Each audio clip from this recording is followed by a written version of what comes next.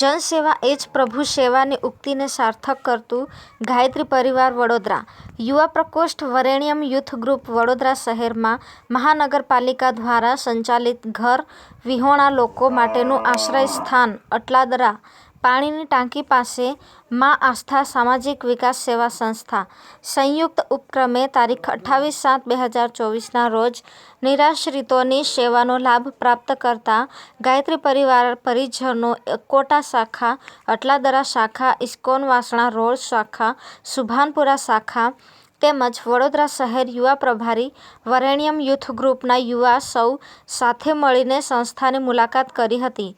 સૌનું હૃદય ખૂબ દ્રવિત થતું હતું. નિરાશ્રિતોના દુઃખ દર્દ સાંભળીને તેઓને આશ્વાસન આપવા માટે પ્રયત્ન કર્યો. 60, 70, 80, 95 વર્ષની ઉંમરના જ બધા નિરાશ્રિતો હતા. વૃદ્ધ મહિલા અને પુરુષની સંખ્યા 65ની હતી. સૌ સાથે મળીને સૌના સ્વસ્થ સુખાકારી જીવન માટે આર્તભાવે પ્રાર્થના કરી હતી.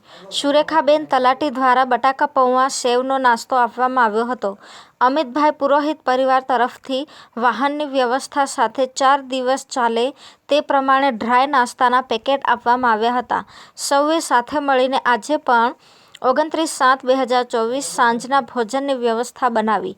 આનંદ ઉમંગ ઉત્સાહ સ્થાપિત થાય એ જ આર્ત ભાવે પ્રજ્ઞા ગીતો કીર્તન સાથે દીપયજ્ઞ સંપન્ન કરવામાં આવ્યો.